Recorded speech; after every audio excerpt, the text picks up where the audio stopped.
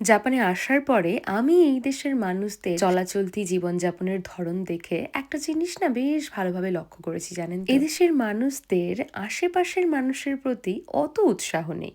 মানে অপরজন কি করছে কি না করছে সেই সব দিকে এদের বিন্দু মাত্র উৎসাহ নেই। এরা নিজেদের কাজ নিজেদের জীবন নিয়েই বড় ব্যস্ত, আর এটাই তো আমার মনে হয় হওয়া উচিত। অপরজনের জীবনে ঠিক কতটা পাওয়া রয়েছে কিংবা কতটা না পাওয়া রয়েছে সেগুলো নিয়ে সারাক্ষণ চুল ছেঁড়া বিশ্লেষণ না করে নিজের জীবনে কতটা কি অপূর্ণতা রয়েছে সেগুলো নিয়ে ভাবলেই তো বেশি ভালো। আপনার বয়স যাই হয়ে যাক না কেন, আপনি নিজে কতটা কি ভুল করেছেন সেগুলো না হয় না সংশোধন করতে পারলেন, তবুও নিজের কাছে অন্তত নত হওয়া যে হ্যাঁ, এটা আমি ভুল করেছি। কিংবা আপনার জীবনে যে অপূর্ণতাগুলো রয়েছে, যেগুলো সময়ের অভাবে আপনি পরিপূর্ণ করে উঠতে পারেননি, সেগুলো নিয়ে ভাবুন, নিজেকে নিজের মধ্যে নিয়োজিত করুন।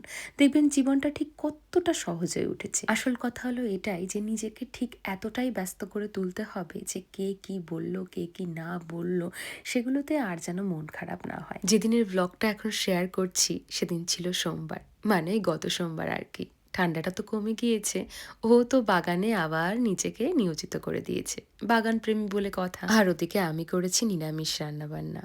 আর যেহেতু সোমবার, ভোলে বাবাকে একটু ঘি দিয়ে না ভালো করে আজকে স্নান করিয়ে দিয়েছি। আজ অনেকদিন পর ব্লগের মধ্যে দিয়ে আপনাদের সাথে অনেক গল্প করলাম। আমার ব্লগটা কেমন লাগলো একটু কমেন্টে জানাবেন, আর সবাই ভালো থাকবেন।